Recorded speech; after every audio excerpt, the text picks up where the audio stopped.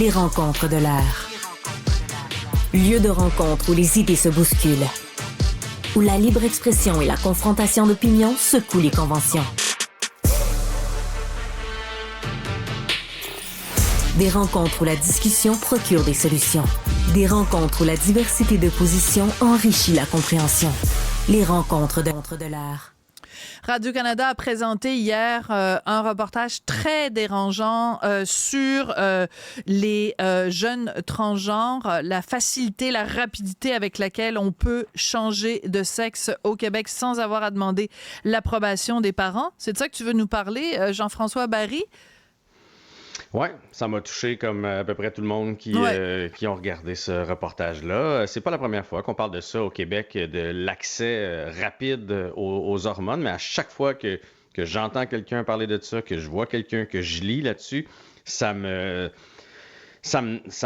dépasse. Et c'est rien contre les gens qui sont mal dans leur peau et qui décident de faire le changement.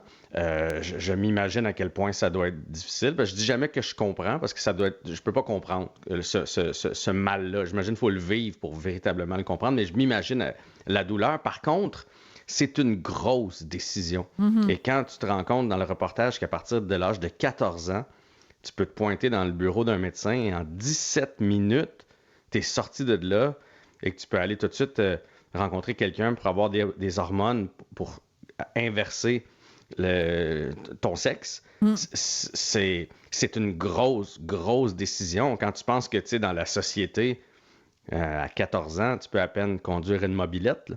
C'est ça. Tu peux pas te faire un tatouage sans demander à tes parents. Voilà. Et là, tu peux entreprendre un changement de sexe. Et lorsque tu regardes un peu plus loin, là, dans ce reportage-là, il y a toutes sortes de témoignages de gens qui l'ont regretté. Et qui ont dit... détransitionné. Oui, entre autres, dans ce reportage-là, quelqu'un qui a eu une mastectomie. Mm-hmm. Puis finalement, cette personne-là s'est rendue compte que c'était pas ça. C'était pas ça qu'elle voulait. Puis là, quelques mois plus tard, elle était de retour dans le bureau du médecin pour se faire reconstruire des seins. Mais là, c'est pas si simple non plus. Donc puis tout ce que tous les gens qui le regrettent expliquent qu'à cet âge-là, tu te cherches. Mm-hmm. Puis des fois, tu as mis le doigt dessus, puis des fois, ça va être ça en bout de ligne, ton choix de changer de genre. Mais parfois, ce sera pas ça. Parfois, tu étais juste en train de te chercher et tu as pensé parce que tu as vu un reportage, parce que tu as rencontré quelqu'un, sociaux. Parce que tu as lu là-dessus, parce que il y a quelqu'un qui raconte d'ailleurs que c'est les médias sociaux qui ont fait en sorte que c'est enligné vers cette voie-là.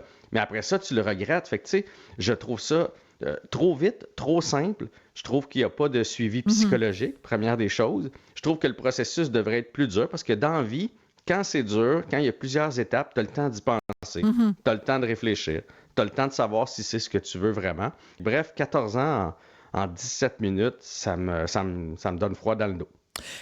Tu sais qu'au Québec, quand on demande l'aide médicale à mourir, je ne suis pas du tout en train de faire un parallèle entre les deux, je parle juste de paramètres, parce que tu disais quand il y a des étapes, on prend le temps d'y réfléchir. Quand tu demandes l'aide médicale à mourir, tu rencontres un premier médecin, après ça, tu rencontres un deuxième médecin, après ça, tu rencontres un troisième médecin, et même si c'est approuvé, mettons aujourd'hui, là, on est quoi, le 1er mars, ben, tu pourrais pas l'avoir avant, ça fait avril, mai, juin, tu pourrais pas l'avoir avant le 1er juin, parce qu'on te donne un 3 mois de réflexion, puis on te revoit le 1er juin, puis on te demande êtes-vous sûr que vous voulez? Alors, pourquoi n'a-t-on pas ce même principe de précaution avec la transition qui est, comme dans le cas de l'aide médicale à mourir, bien sûr, assez irréversible? Moi, ce qui m'a beaucoup touchée, c'est que... Mais c'est un très bel exemple que tu donnes, même si on ne peut pas comparer les deux. Non, je ne compare pas la procédure, la même chose que toi. Mais le principe de précaution... Que ce soit plus difficile plus long comme processus pour que les gens aient le temps d'y réfléchir comme il faut, parce que c'est pas irréversible, mais c'est quand même... Tu vois, moi, j'avais en tête ma vasectomie. Honnêtement, ça a été plus dur que ça parce qu'il y a une réunion, puis on te demande comme il faut, si t'es sûr... Bonne comparaison. Mais tu sais, honnêtement, s'il y a quelque chose qui se renverse plus facilement, c'est bien une vasectomie, là, rendue à l'âge de 40 ans. Fait que, tu sais, je trouve que c'est vraiment rapide. Puis dans plusieurs pays, on l'a changé. Maintenant, c'est plus 14 ans, c'est 16 ans. Puis il y a des parents, là, moi je trouve que le témoignage d'un parent qui dit je me demande pourquoi il y a un empressement à traiter puis à exécuter la volonté de ces jeunes-là. Le mot empressement c'est bien ça choisi devrait de la être part inquiétant. de ses parents. Ouais. Ouais. Alors donc, il faut saluer le courage quand même de nos collègues d'enquête, Pascal Turbide qui a fait ce reportage-là, parce que c'est extrêmement délicat, c'est explosif, et dès que tu commences à poser des questions là-dessus au Québec, tu te fais traiter de transphobe. Ils ont donc demandé à une jeune comédienne de 14 ans, ils lui ont mis, caméra, etc., bref, et donc on l'entend quand même dans le bureau du médecin, et les questions du médecin, de l'omnipraticienne, écoute, c'est quasiment comme si elle lui demandait de renouveler sa carte d'autobus, là, sa carte puce, là. Ben moi, j'avais l'impression que c'était comme pour la pilule. Ben oui. Moi, j'ai eu une fille à un moment donné qui a commencé à prendre la pilule, puis Mais oui. ça a été à peu près la même longueur dans le bureau du médecin. Mais on s'entend que c'est pas pareil. Puis un autre truc qui m'a saisi, c'est il y a une psychologue européenne qui dit que ceux qui allaient pas bien avant, mentalement, et ceux qui allaient bien avant leur changement de sexe, la ceux qui allaient transition. bien avant ont fait la transition et ils vont bien après. Ceux qui allaient mal avant se sont rendus compte qu'ils allaient mal après aussi dans la majorité des cas. Donc, ça n'a pas réglé le mal à l'être qu'ils avaient. Ça n'a pas réglé tous les problèmes. Très bien dit. Ça, je trouve que ça en dit long. Ça a l'air qu'on dirait des fois un peu de la solution facile. « Ah, regarde, je vais changer de sexe, puis tout le reste va s'en aller. » Bien, force est d'admettre que les études commencent à prouver que non.